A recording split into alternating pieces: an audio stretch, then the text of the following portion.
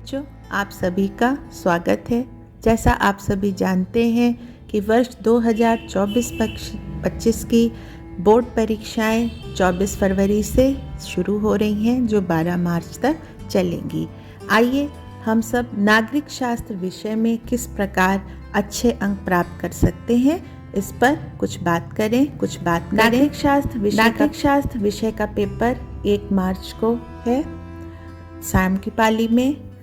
नागरिक शास्त्र में आपकी 2 पुस्तकें हैं, पहली समकालीन विश्व राजनीति और दूसरी स्वतंत्र भारत में राजनीति। आपका जो पाठ्यक्रम है, दोनों पुस्तकों के जो पाठ हैं वो 6 इकाइयों में विभक्त किए गए हैं और इन इकाइयों में जो पाठ हैं उनसे कुल मिलाकर कितने प्रश्न आएंगे प्रश्न पत्र में, वो उनके समक्ष दिया हुआ है, जो आपको तैयारी में मदद करेगा। प्रश्नों के जो प्रकार हैं, कुल 32 प्रश्न पूछे जाते हैं, छोटे बड़े मिलाकर। यहाँ पर प्रश्न पत्रों के प्रकार, स्वरूप और उनका कितना अंक किसका है और कुल संख्या वो दिया गया है। अगर हम प्रश्न पत्र की कठिनाई के स्तर पर बात करें तो सरल से सामान्य तक 80% जो हमारा प्रश्न पत्र होगा वो सरल से लेकर सामान्य के स्तर का होगा। कठिनता का स्तर बस 20% रखा गया है। बच्चों, प्रश्न पत्र का जो प्रतिदर्श रूप है, किस प्रकार का प्रश्न पत्र आने वाला है, इसे आप माध्यमिक शिक्षा परिषद की जो आधिकारिक वेबसाइट है उस पर देख सकते हैं। ये आपके स्क्रीन पर दिख भी रहा है। मॉडल पेपर में इसका अध्ययन करके आप समझ सकते हैं कि इसी तरीके का पेपर आपको, इसी पैटर्न का पेपर आपको बोर्ड परीक्षा में प्राप्त होगा। पूर्णांक 100 अंकों का होगा। समय मिलेगा 3 घंटा 15 मिनट। यहाँ पर नोट लिखा है कि आरंभ के जो 15 मिनट हैं वो परीक्षार्थियों को प्रश्न पत्र पढ़ने के लिए निर्धारित हैं। ये 15 मिनट आप बच्चों को एक्स्ट्रा इसलिए दिया जा रहा है जिससे कि वो पहले प्रश्न पत्र को जो निर्देश हैं, कौन सा प्रश्न करना है, कहाँ विकल्प है और किस प्रश्न को कितने शब्दों में करना है, आप प्रश्न पत्र को भली भांति पढ़ लें, वो किस पाठ से रिलेटेड है, उसका उत्तर क्या है, उसे सोच लें और उसके बाद उसे हल करना शुरू करें। तो प्रारंभ के 15 मिनट निर्देश को पढ़ने के लिए, प्रश्न पत्र को पढ़ने के लिए है। यहाँ निर्देशों में सबसे पहले लिखा है सभी प्रश्न अनिवार्य हैं। कुल 32 प्रश्न आपके पेपर में होंगे और वो सारे ही आपको करने हैं। बच्चों, यहाँ पर ध्यान दीजिएगा, अगर हम कोई भी प्रश्न छोड़ते हैं, मैंने अक्सर देखा है कि बच्चे जैसे लिखते जा रहे हैं, बाद में समय नहीं बचा तो वो कुछ प्रश्नों को छोड़ देते हैं, उसका उत्तर नहीं लिखते। तो यदि हम कोई भी प्रश्न छोड़ते हैं तो उतने अंक हम अपने प्राप्तांक से स्वयं ही कम कर देते हैं। इसलिए ये लक्ष्य बना के जाइएगा कि आपको सभी प्रश्न का उत्तर अवश्य लिखना है। दूसरा निर्देश है प्रश्न संख्या 1 से 10 तक बहुविकल्पी प्रश्न है। ये आप देख रहे हैं, यहाँ पर 4 विकल्पों में से सही उत्तर को चुन के अपनी उत्तर पुस्तिका में लिखिए। तो यहाँ आपको प्रश्न का सही क्रम डालकर जो सही उत्तर है बस उसको लिखना है। जैसे पहले प्रश्न में यदि एन का उत्तर सही है तो आप प्रश्न संख्या 1 उत्तर का NPT। प्रश्न संख्या 2 में यदि घा सही लग रहा है तो आप लिखेंगे प्रश्न संख्या 2 उत्तर घा बहुआयामी। आपको इतना ही लिखना है। कुछ बच्चे पूरा प्रश्न और विकल्प उतार के उस पर टिक लगाते हैं, ये आपके समय को कम करता है। आप ऐसा ना करके अपने समय को बचा सकते हैं। बहुविकल्पी प्रश्न संख्या 10 तक दिए गए हैं। उसके बाद अति लघु उत्तरीय प्रश्न शुरू होते हैं जो 11 से लेकर 20 तक है। अति लघु उत्तरीय प्रश्न के लिए ये निर्देश दिया गया है, इसमें प्रत्येक का उत्तर लगभग 10 शब्दों में या फिर एक वाक्य, लगभग 1 या 2 वाक्य में देना है। इससे ज़्यादा आपको प्रश्न संख्या 11 से 20 के प्रश्नों का उत्तर नहीं लिखना है। तो 11 इनके प्रत्येक का अंक 2 होगा। यहाँ पर प्रश्न संख्या 11 से 20 तक अति लघु उत्तरीय प्रश्न है। यहाँ पर देखिए जैसे 1+1 दिया है, प्रश्न संख्या 18 पर देश के विभाजन से प्रभावित होने वाले 2 राज्यों के नाम लिखिए।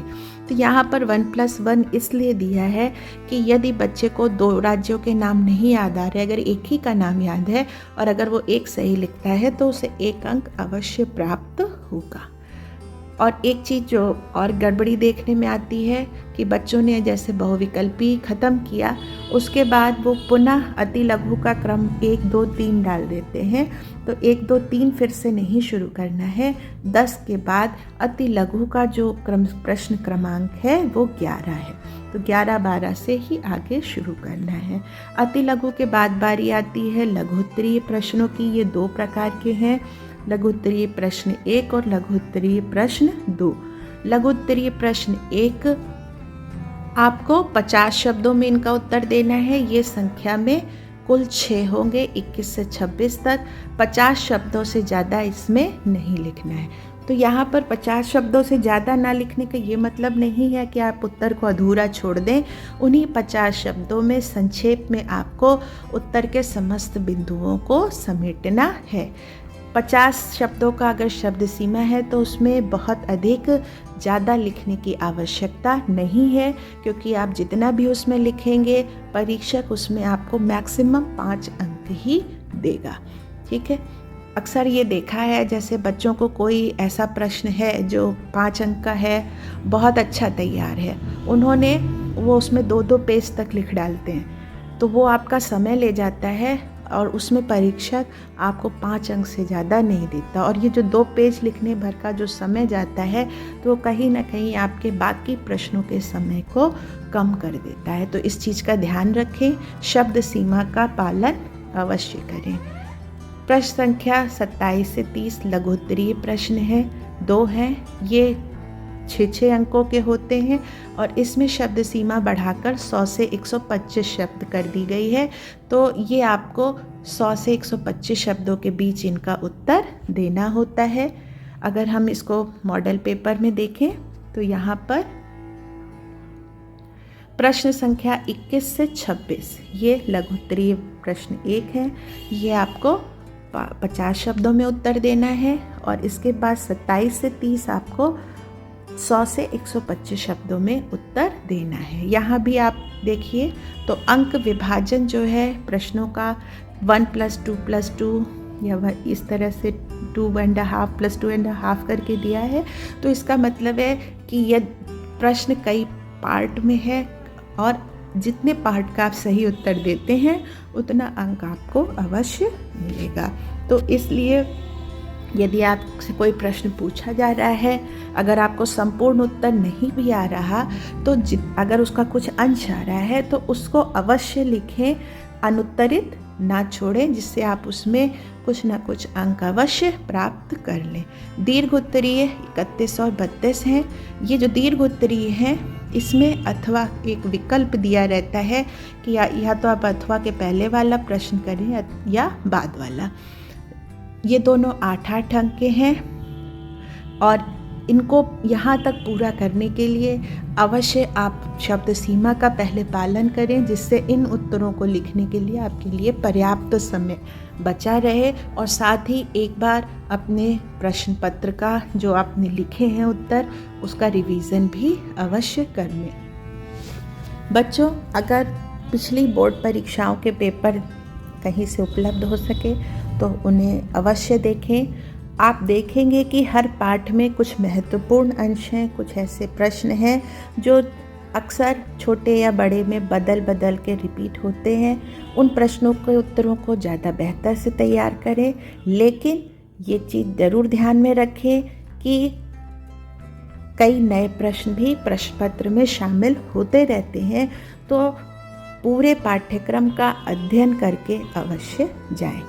और दूसरी चीज़ है, जैसे ये प्रतिदर्श पेपर दिया हुआ है या पुराने जो बोर्ड के पेपर होंगे, आप उनको समय सीमा में मतलब 3 घंटे 15 मिनट के भीतर एक परीक्षा के वातावरण में घड़ी लगाकर उसको लिखने का अभ्यास करें। उससे आपको अपनी स्पीड का भी अनुमान हो जाएगा, कहाँ पे आप अटक रहे हैं, क्या चीज़ आपको और अच्छे से पढ़नी है, ये सारी चीज़ें आपको पता चलेंगी, जिससे आपकी तैयारी और ज़्यादा अच्छी हो सकेगी। आप अपनी कमियों को एग्ज़ाम में जाने से पहले ही दूर कर सकेंगे और वहाँ पर बेहतर लिख सकेंगे।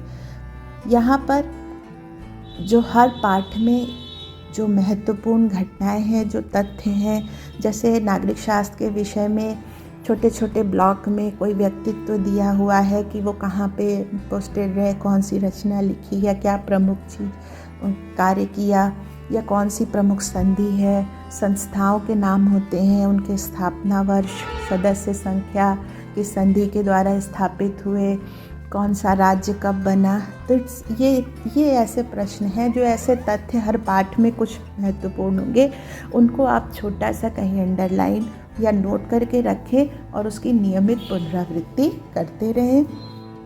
बच्चों, एक समय सारणी बना लें और समय सारणी का नियमित रूप से अनुशासन पूर्वक पालन करें। जैसे जैसे आप उसका पालन करते जाएंगे, आप में आत्मविश्वास बढ़ता जाएगा और आपको खुद से अपने तैयारी का आभास होने लगेगा। नियमित पुनरावृत्ति अवश्य करें। जो आपने याद किया है उसे रिवाइज ज़रूर करते रहें, जिससे वो कम से कम आपका ना भूले, और जितनी पाठ आपके तैयार होते जाए उन्हें टिक कर लें, जिससे आपको और आगे बढ़ने की प्रेरणा मिलती रहे। परीक्षा में प्रश्न पुस्तिका में प्रश्नों का क्रम सही से अंकित करें। और जो सबसे महत्वपूर्ण है, मौसम बदल रहा है बच्चों, तो अपने खान पान का ध्यान रखें। नकारात्मक विचारों को अपने मन में ना आने दें। कोई भी भय या तनाव, इस तरीके की चीज़ों को ना सोचें और सिर्फ अपने अध्ययन पर एकाग्रचित्त होकर ध्यान दें। निश्चित रूप से आप सभी बच्चे परीक्षा में बेहतर अंक प्राप्त करेंगे। अग्रिम शुभकामनाओं के साथ धन्यवाद।